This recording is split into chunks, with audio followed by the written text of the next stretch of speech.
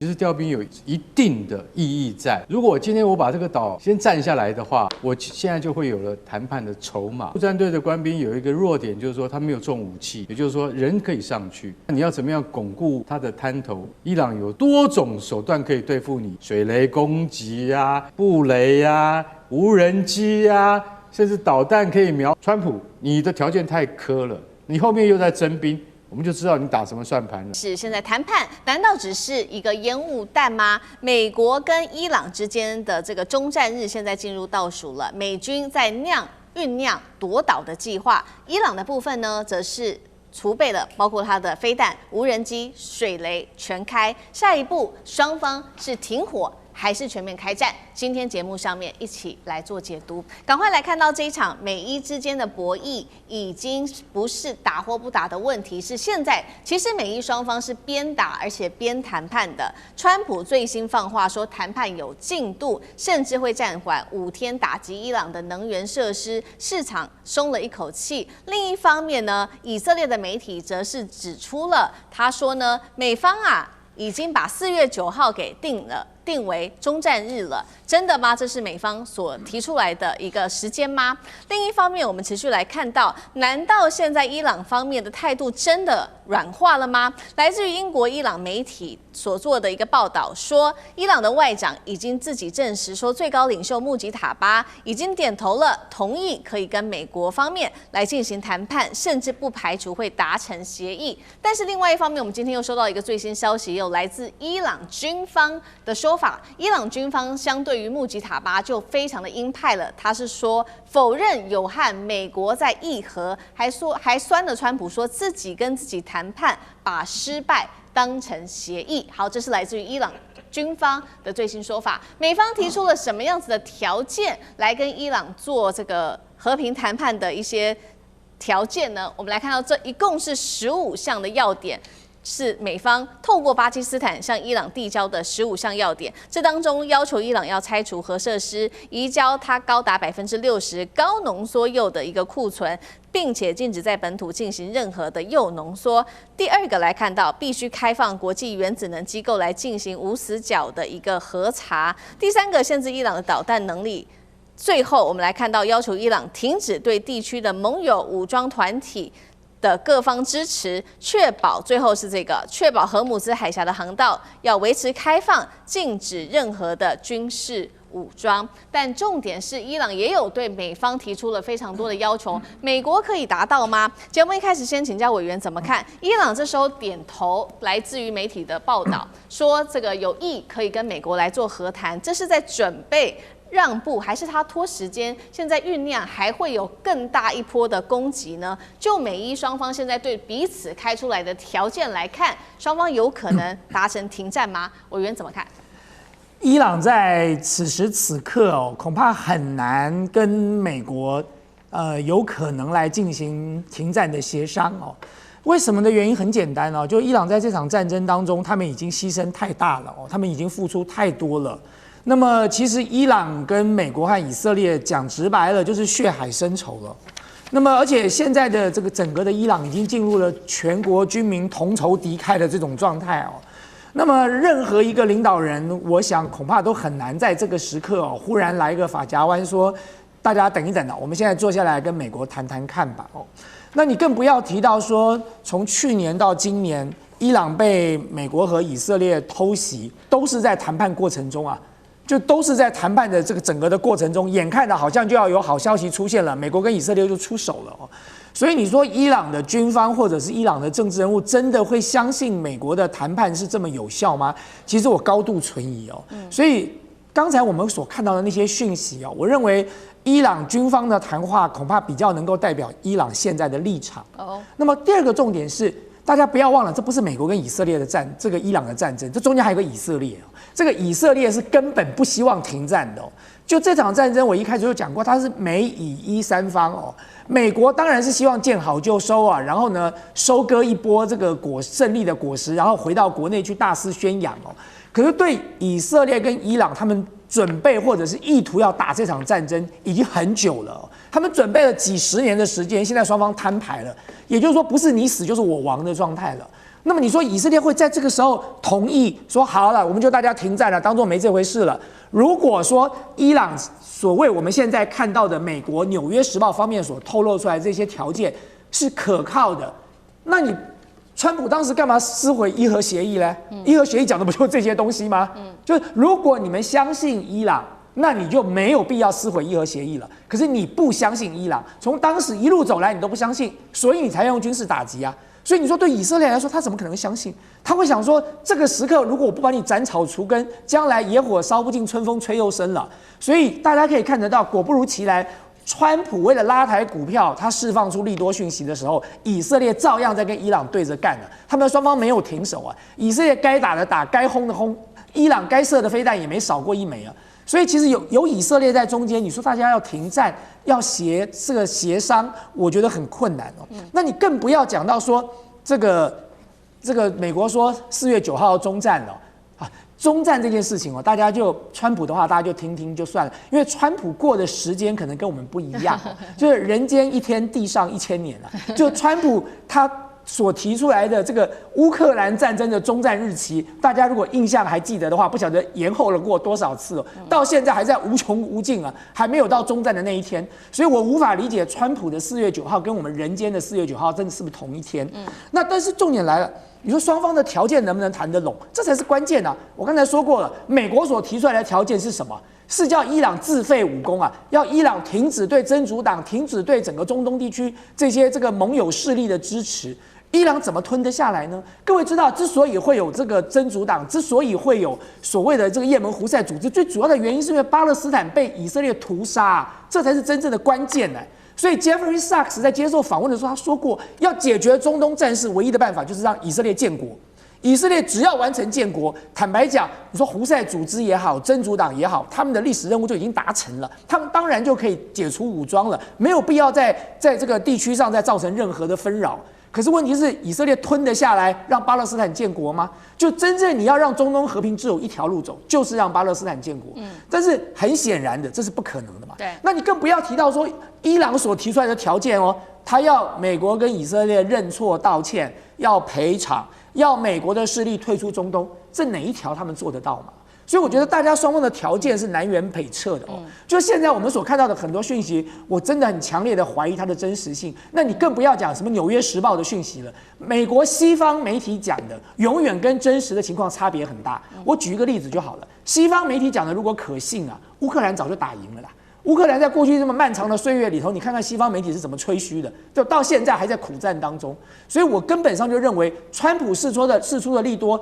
坦白讲，只是为了拉抬股市，因为他经不起股市再这样暴跌了。那么股市拉抬起来之后，大家再慢慢搞嘛，反正先拉起个2000点，然后再跌回个2000点，再拉起个2000点，再跌回2000点。所以最后我要讲的是，双方其实并没有打算停战。如果真的，美国就不用调兵了。美国的部队要调到这里去，至少需要3个月。所以现在川普在现阶段，他没有足够的地面部队去做进一步的进攻，他当然释放这种讯息来麻痹对手啊。伊朗不是白痴，他不会上当啊。是好，首先看到美国跟伊朗各自提出来的条件，现在看起来双方要达成一个停战，落差实在还是太大呢。那另外一方面，嘴巴上面喊说双方要停战，但是两方美国跟伊朗现在竟然都是各自在积极的备战当中，而且是大动作的在备战。我们先看到伊朗，再看美国。伊朗现在呢祭出新一波的报复行动哦，他说呢现在正式的伊朗呢已经由所谓的防守转为正式要做攻击了，并且宣布展开真实承诺4的第79轮攻击，锁定的当然还是针对了美国跟以色列，包括它多个战略的设施，像是以色列军方的卫星接收系统，还有位在约旦、巴林、科威特境内的所有的美军基地。再来看到在美军的部分又做了哪一些动作？昨天我们特别谈到了说，他们正在等待的就是他们的2栖的突袭舰，还有5000位的这个陆战队要到位。那五角大厦最新做出了一个评估，除了昨天我们特别提到2栖突袭舰跟陆战队之外，还有第82空降师。接下来这一些势力会指导伊朗附近的3个小岛，包括了石油命脉哈格岛之外，还有大通部跟小通部群岛，为登陆战做准备。针对这个登陆战，我们也来看到是很多位的美军的指挥官，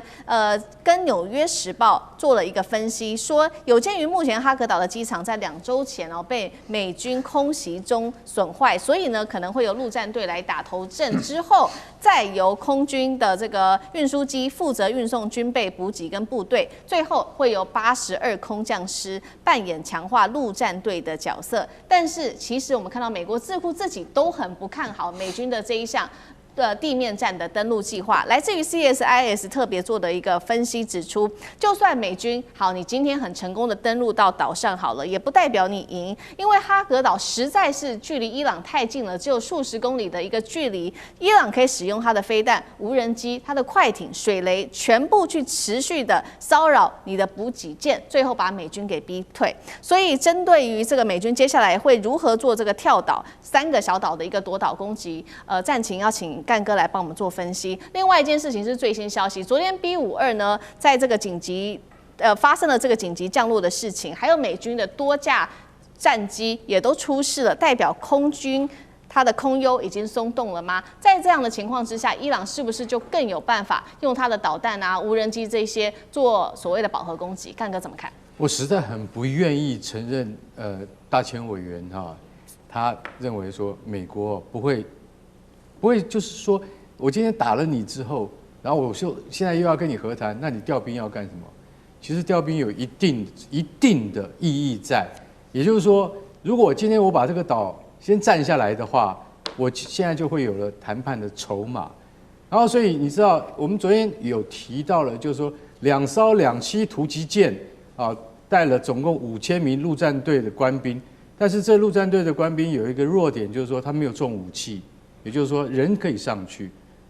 美国海军陆战队是真正打过诺曼底登陆的，所以他们现在如果说上去了之后，那你要怎么样巩固他的滩头？伊朗有多种手段可以对付你，水雷攻击布雷无人机甚至导弹可以瞄，他的导弹不是在哈格尔岛也不在大小通不岛它在哪里？它是远在可能在伊斯法罕那边，那个好几百公里之外。那我请问你一下，航空母舰能不能打到那个地方？你要先把它调来，你又怕它用飞弹打你，这个就是什么？这就是像我们在跳一个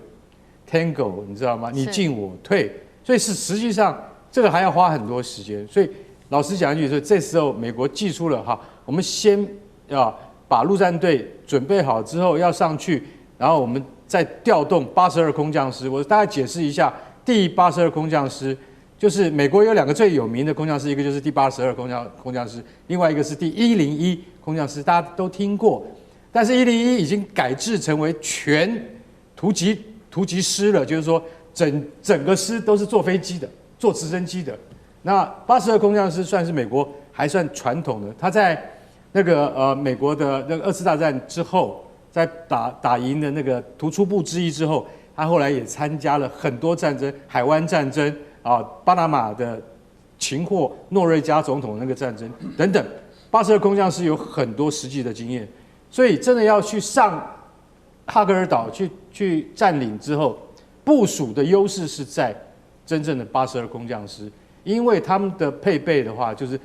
整团要带过去。整团要带过去的话，炮兵、自走炮、M1 坦克通通要上去。那你上去之后，这才叫实质的占领。可是你知道，就像我们讲过，这要花多少时间？恐怕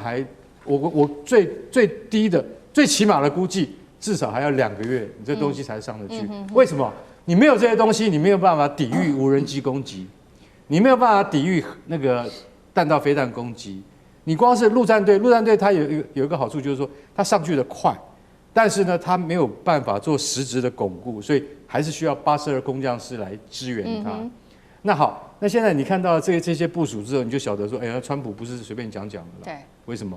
因为你知道，在那个就是在北卡罗来纳州的82空降师已经集结完毕，就代表说我真的要上去。那我真的要上去了嘛，对不对？那你要上去的之前，它的部署一定是什么？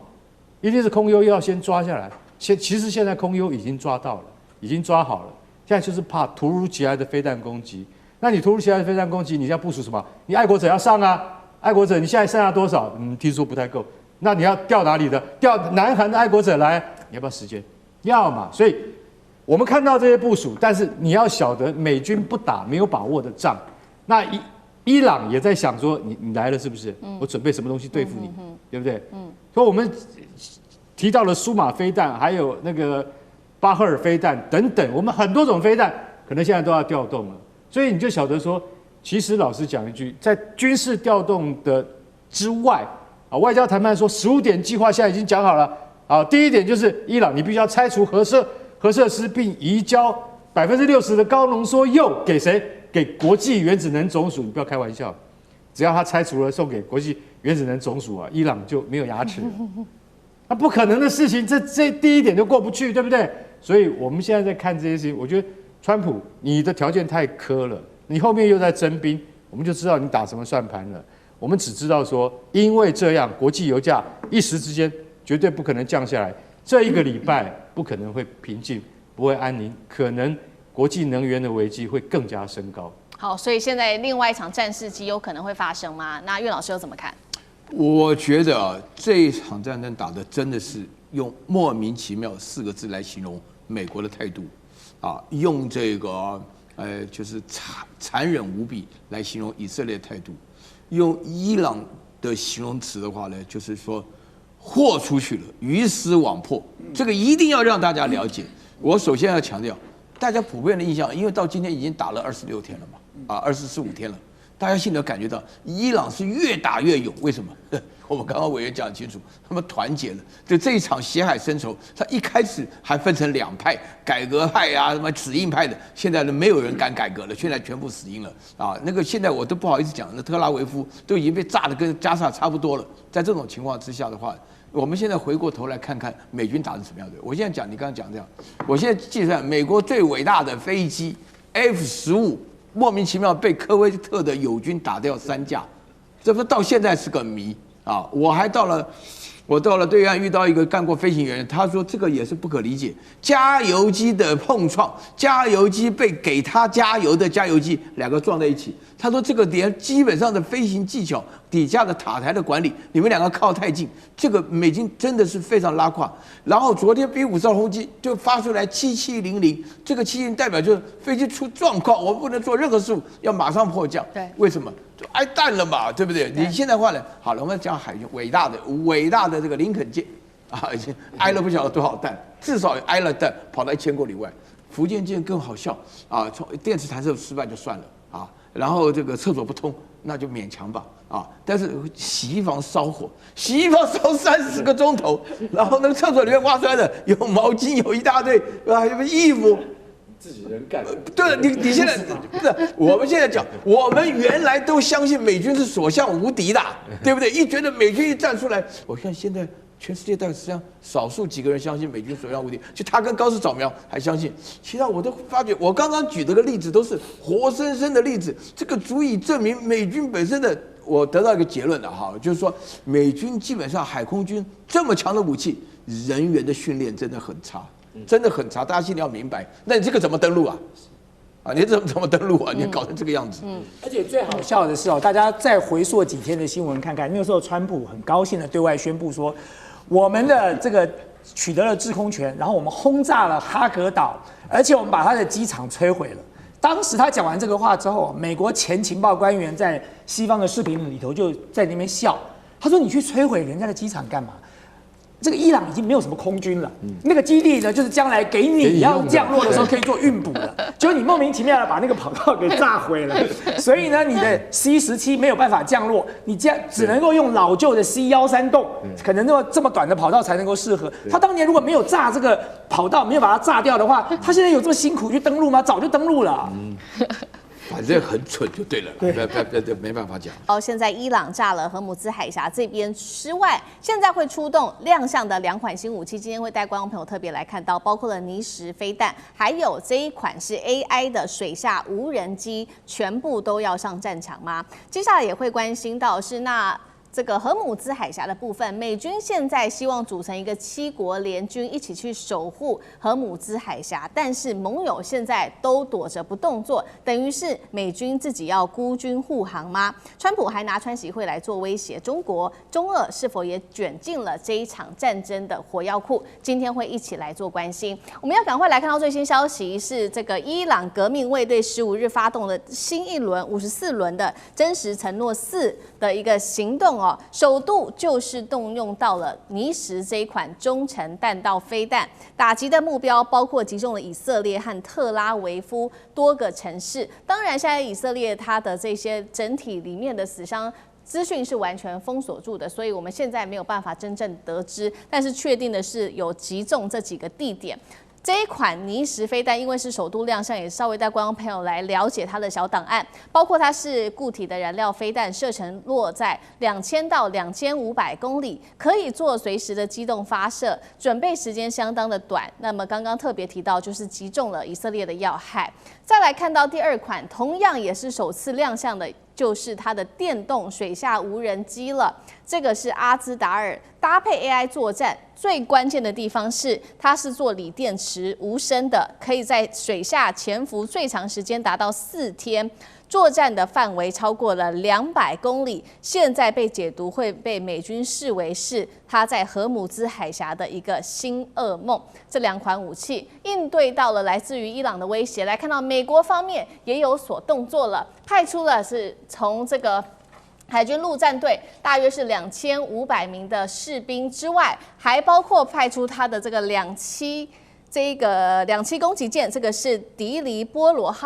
里号前往中东地区。另一方面，现在呢，川普也拉拢他的盟友们，总共是6国的盟友，包括了中国、法国、日本、南韩、英国，要求他们派自己的军舰来护航荷姆兹海峡。而目前为止，只有日本一国是稍微有回应，说这个态度是审慎来做考虑，其他国家几乎是默不作声，或者是说不愿意加入啊。再来，川普威胁的对象还有北约国家。他说，如果北约你接下来不协助我们来保护荷姆兹海峡的通畅的话，将会非常糟糕。并且呢，他也说了，原定我要跟中国国家主席习近平见面的这个峰会，现在碰到这种状况是可能延后的。伊朗革命卫队则是发出了最新声明，美军有种就把你的军舰开过来吧。节目一开始，我们要来特别关注到伊朗的这2款武器，刚刚讲的尼什弹道飞弹，还有这个 AI 的水下无人机阿兹达尔，战力有多强？美军能守住这个荷姆兹海峡，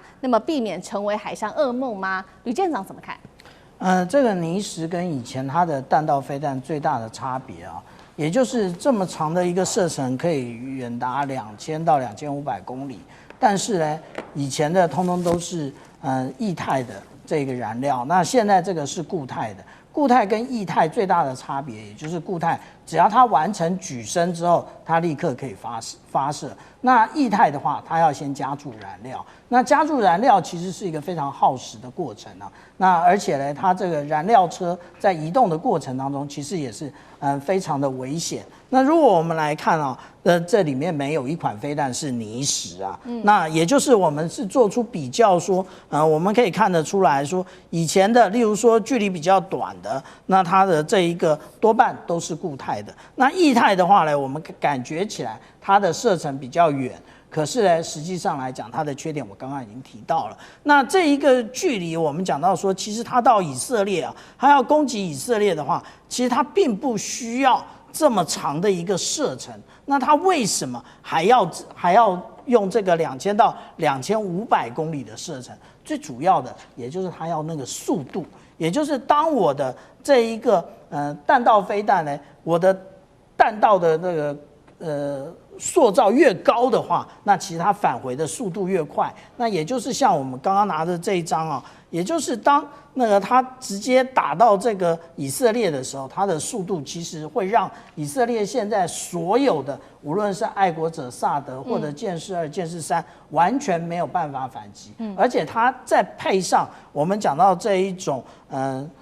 也就是见证者136的这个无人机，其实这就进行一个饱和作战的话，那其实就是这种攻击模式，其实会造成这个战斗系统的饱和啊。那另外我们讲到说这个阿兹塔尔的这个电动水下无人机，那我们现在还不确定说它是真的是攻击，还是它只是现在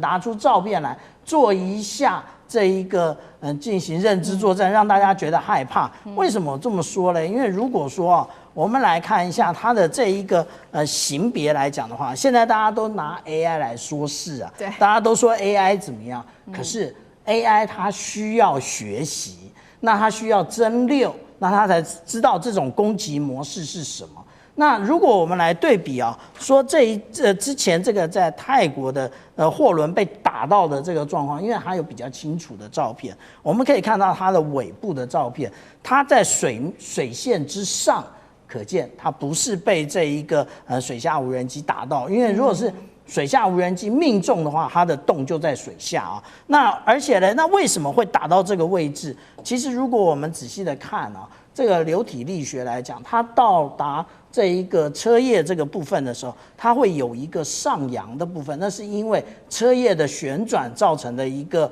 吸力啊，所以它会直接撞上这个。那它撞上车叶或者是舵轮的话，实际上来讲也瘫痪了它的可能性。那我们刚刚讲到说，有关于这个阿兹塔尔，那当然我们对于伊朗啊，不能够太为小看它，因为其实它的大学或者是它的研究机构，而且凭借着它被这个经济封锁这么多年了，它还可以有现在的这种打法，平均一天发动3次的攻击啊。那如果这个的话呢，它必须，如果我们讲说一个水下无人机，它要能够成功的攻击，除非是它在空中有这一个无人机的配合，不然的话，它就要有非常完整的，无论是在声学或者是有关于说这个船只通过的压力的特征，或者是我们讲到说这一个有关于这一种部分的除了压力还有磁性之外啊，我们来看这个是去年啊93阅兵的时候，解放军所展现它的一个囊夹式的一个水雷，那我们就可以看到它在这个头上面啊有非常多的这一个征收的装置。那我们如果说按照它的构型来做分类的话，我们就可以看到白色是一组，黄色是一组，红色是一组，也就符合我刚刚讲的有关于声纹或者磁性还有压力的部分。但是我们讲到说有关于这一个霍姆兹海峡那是不是能够掌握？其实跟海流有关啊，你要放什么水雷都跟海流有关。为什么之前放水雷都不会跑到印度洋去？因为它这外面是有涡流的，也就是它绝对都会被挡住在这个里面。所以任何一个沿岸国家要使用水雷或者是水下无人载具的话，必须要对于水文或者是你的对手的声纹、压力、磁性要有一定的了解。好，面对美国现在面对伊朗的这一场长期消耗战还包括了水雷战，甚至伊朗寄出的各种的黑科技武器。那美国方面呢？美国最近找上了这个说要组成的6国联军，一起来守护荷姆斯海峡。结果北约对他冷眼，那日本还稍微说，我会考虑一下这样子。那为什么这一群盟友现在只能旁观吗？这是第一个问题，请教委员。第二个问题就是美军派的这个迪黎波里号，它的战力到底为什么急派从日本派过来？委员怎么看？我先说明一下伊朗的武器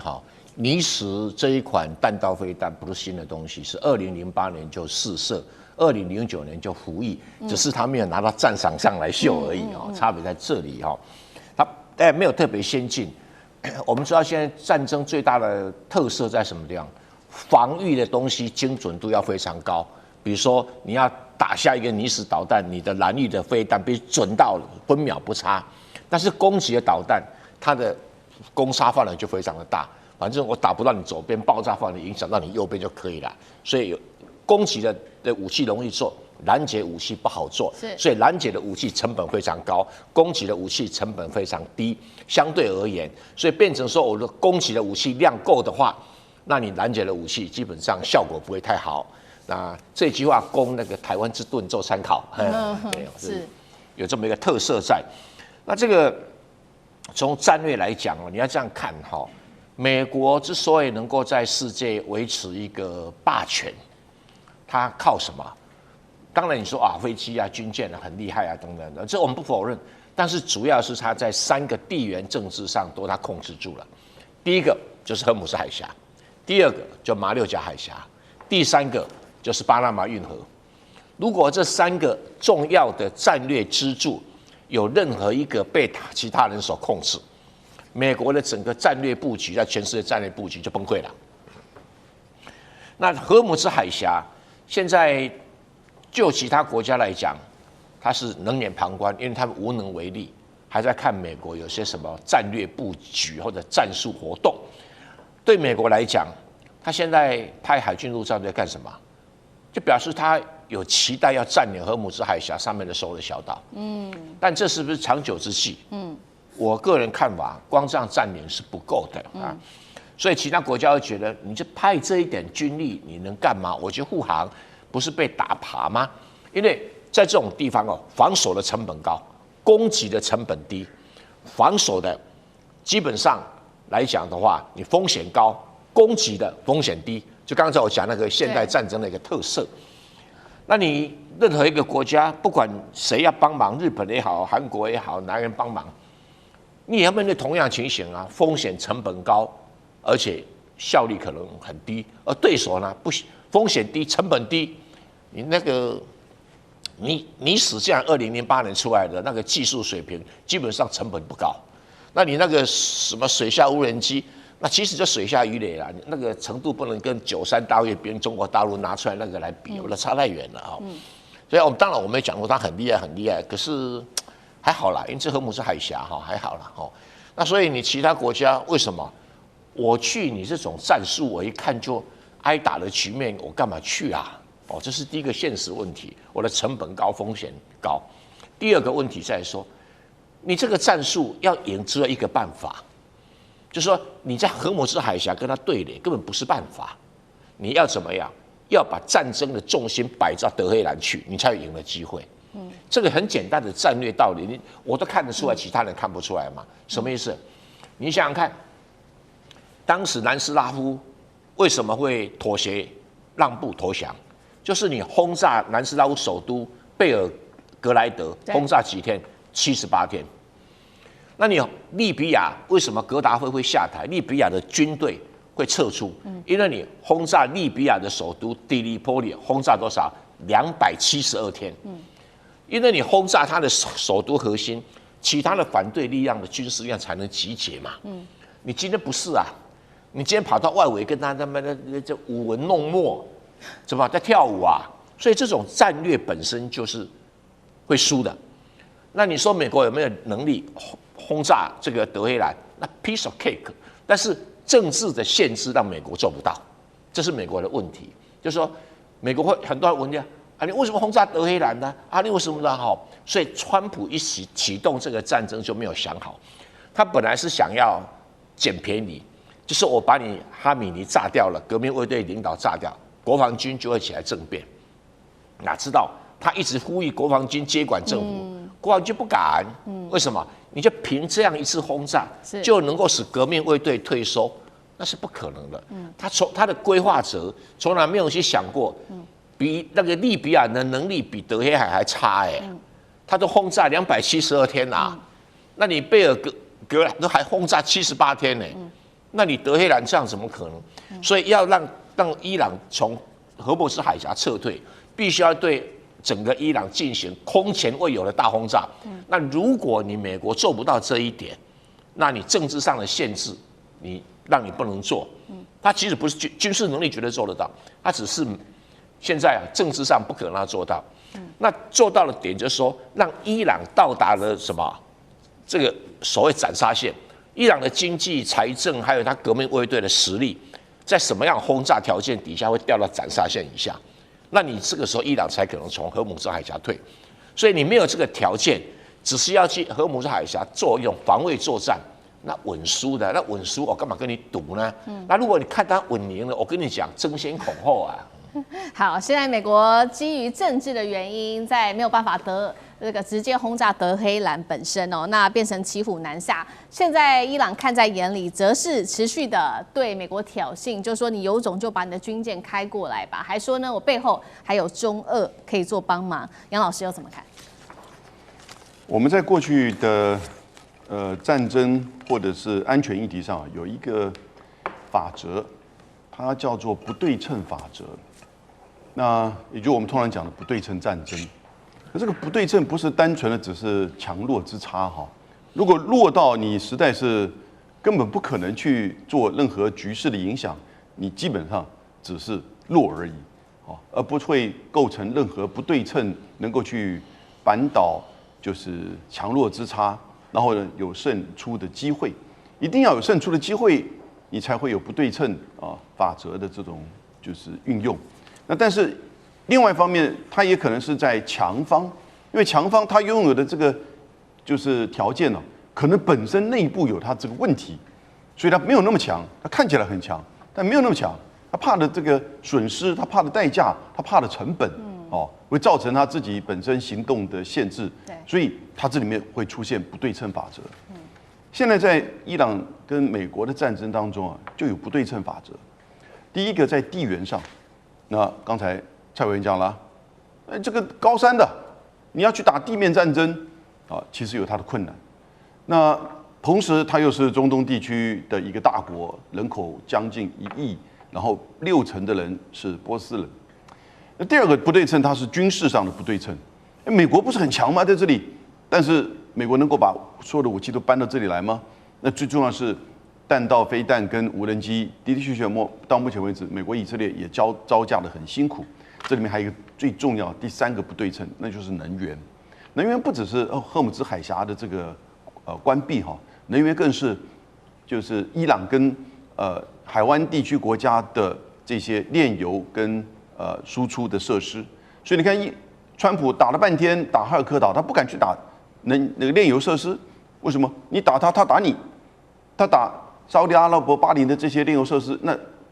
荷姆兹海峡也不重要，因为没有油可以运出去了。所以，如果你一旦进行了大规模的这个地面部队或者是轰炸行为，可能这个炼油在这种不对称的情况之下，就变成一个代价，而这个代价可能大概不是美国或者是世界愿意付的。好，现在持续关心到是荷尔姆兹海峡变成了战场哦，因为现在伊朗呢持续的封锁在这边的全球的石油的咽喉，不对称的作战会不会逼死川普呢？全球经济在此刻开始拉响了警报。我们要来看到的是在荷尔姆兹海峡封锁这个全球打起的就是能源跟经济战了，比子弹还要更致命啊！于是呢，现在最新消息的是以色列方面又出手了，以色列针对了伊朗发动了大规模的空袭，目标直指就是当地的30座的石油的油库哦。那么美军这个是美国的官员也私下做爆料说，华府得知到这个消息之后，整个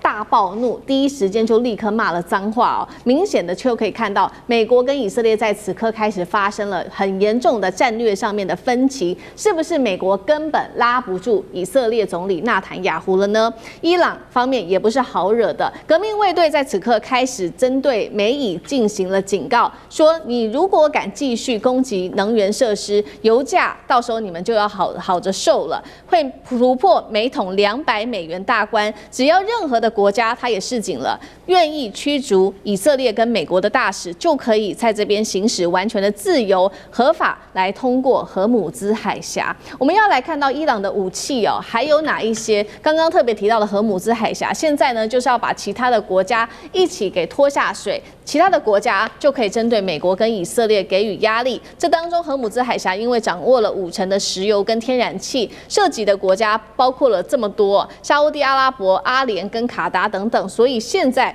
伊朗就是希望能够用荷尔姆兹海峡的封锁来对美以施压。我们看到美国总统川普也立刻发出了警告，他说美国将会发动比目前为止更猛20倍的打击，针对荷尔姆兹海峡。如果伊朗你敢再阻止石油的话，就会做更多的打击。伊朗革命卫队也抛出了一个最新的消息，他说只要任何一个国家愿意驱逐美以大使，就会合法的让它可以自由的控制海峡。消息人士也特别说了，伊朗计划接下来要对波湾的这些盟国的邮轮跟商船来征收安全费用。那么，所以节目一开始我们要特别请教大使怎么看呢？这一套是来自于伊朗的不对称的作战，看起来似乎已经奏效了吗？这个事实上，伊朗封锁荷姆兹海峡这个做法，就凸显了美国在开打之前完全太轻敌了。他把这件事情把它排除在外。你都已经把人家的这个领导层端掉48个人，你会觉得人家不会封锁荷姆兹海峡吗？荷姆兹海峡被封锁以后，川普发表了一个军盲的演说，会让美国海军都快要怎么讲都快怎么样？都快昏倒。我要派船舰去护航。你怎么护？你这就是把美国的军舰送到人家枪口面前。那不要靠什么超高音速导弹了，舰炮就把你干掉了，很容易就把你这个船干掉了。那不是把美国军舰拿去送死吗？荷姆斯海峡不是一个点它是一条线。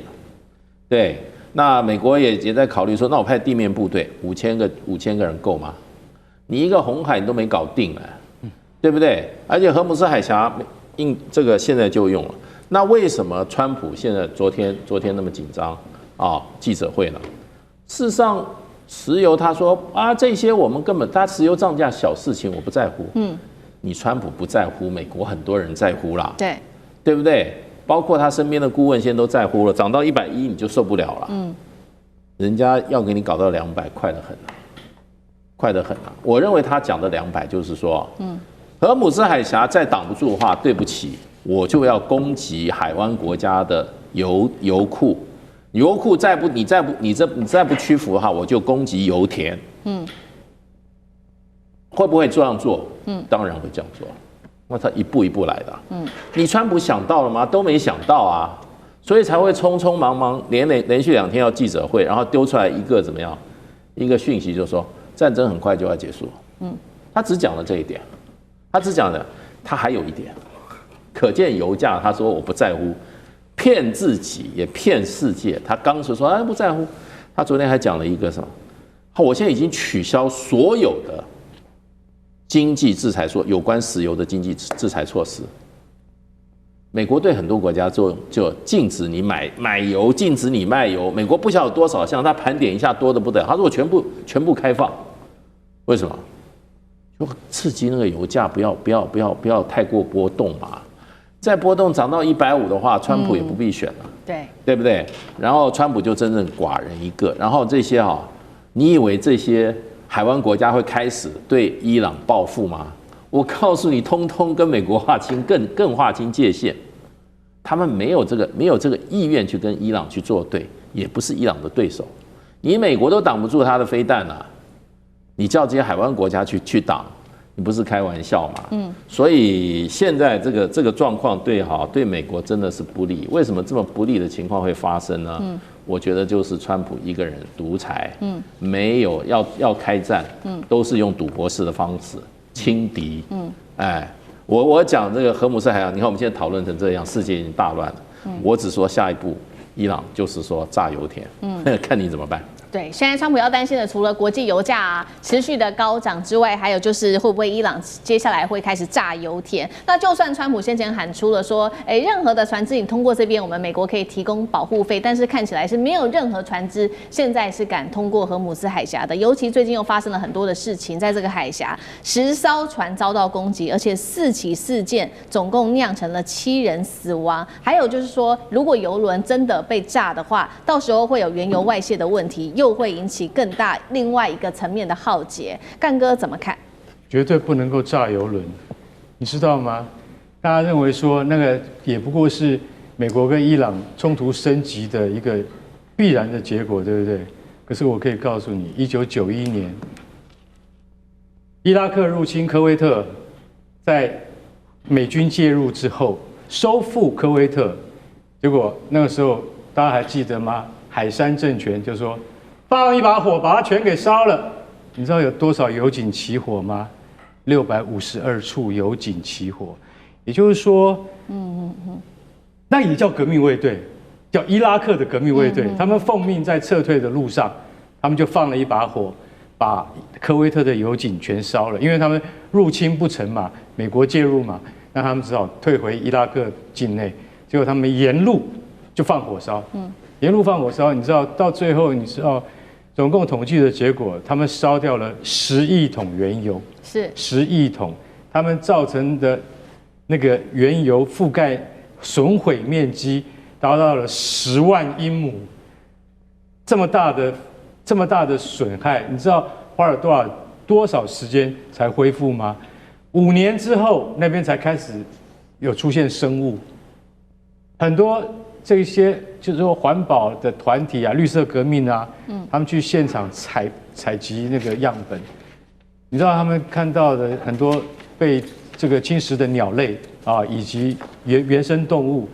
当他们被发现的时候，已经变成化石了。因为他们直接由石油浸泡之后，然后退去之后，大火这个浇灭之后，他们就变成化石，非常悲惨的一个生态浩劫。所以今天我们要讲的就是说，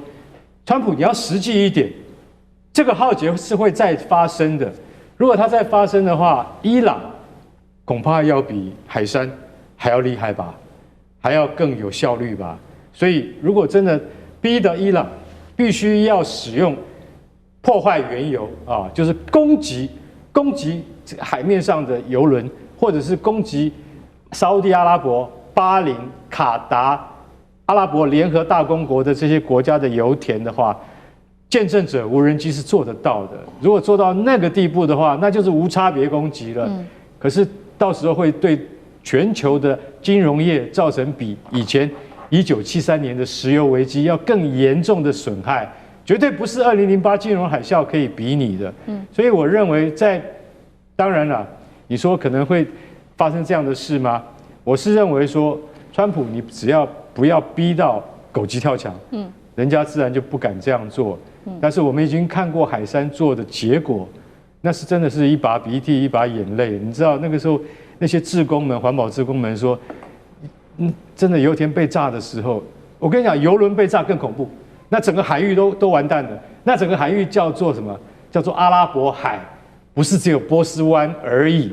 荷姆兹海峡只是伊朗拿来作为对抗美军的一个借口，到时候它的污染会污染到整个阿拉伯海跟阿曼湾，那它的生态浩劫就更可怕。我觉得这个才是我们真正要关心的议题。好，所以接下来会不会这个伊朗被美以逼急了，狗急跳墙，真的去攻击这些油田，让这一场石油的危机扩大？其实现在来自于诺贝尔经济学奖得主这一位是阿吉翁，已经正式的做出了示警。他说呢，如果战火扩大，全球经济可能重演的是1973年的石油危机。现在欧洲国家也针对了这个美以的动作，开始做了大肆的批评。瑞士直接公开表示德黑兰的攻击可能违法的，德国则是怀疑整场战争的合法性。尚志哥怎么看这一场这个石油上面的危机，川普能撑多久？基本上，我觉得石油不会到变成一个严重的危机，主要是我觉得从川普昨天稍微感觉起来，他说这个要打完，这个稍微态度一出来的时候，整个油价的部分就立刻一路下跌。那从118块钱跌到现在我们录影的时候是93块，所以跌了20几块美金嘛。所以我觉得这个大家就觉得那个期望值在。我也特别关注到现在在石油的期货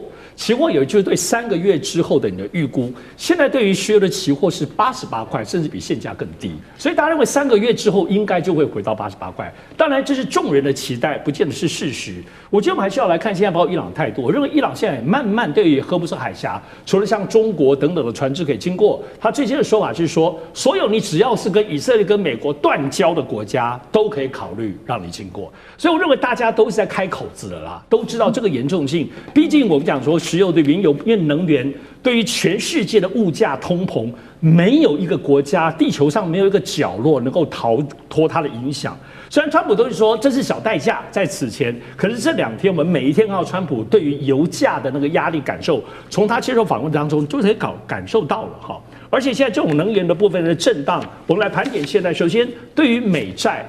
这一次当中，过去来讲战争都会逃到美债这一次完全没有任何限定，因为美国你就自己打仗的国家，美元一开始涨起来，可是美元后来也是后继无力，大家并没有特别要抢美元，因为觉得美国就是这个班为最亏。然后我们看美股的震荡程度，联想我们像台北股市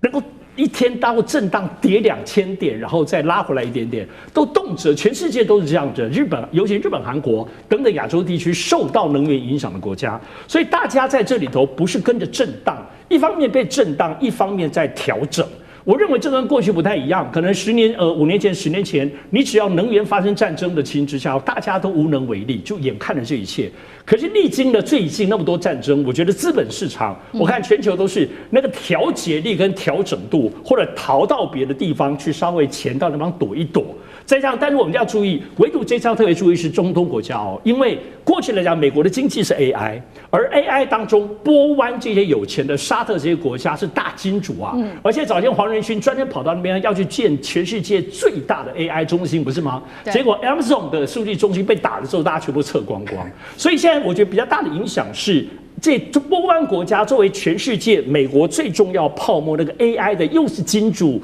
又在波湾要做这个东西，原先这些计划都是好多钱 ，ChatGPT 的部分 OpenAI 也全部都去到那边好几趟了，但这些现在还会继续吗？波湾的金主也是支持包括非洲国家发展他们投资，以及跟中国很多的方面的经济架构，欧洲也是。所以我个人认为，我不是看油价，我现在是看这一次的战争对于波湾国家的投资实力，包括 AI 那个东西有没有缩手。如果那个东西一旦有缩手，包括影响了波湾的建制的话，我认为这是后面那一波真正对全世界经济的冲击所在。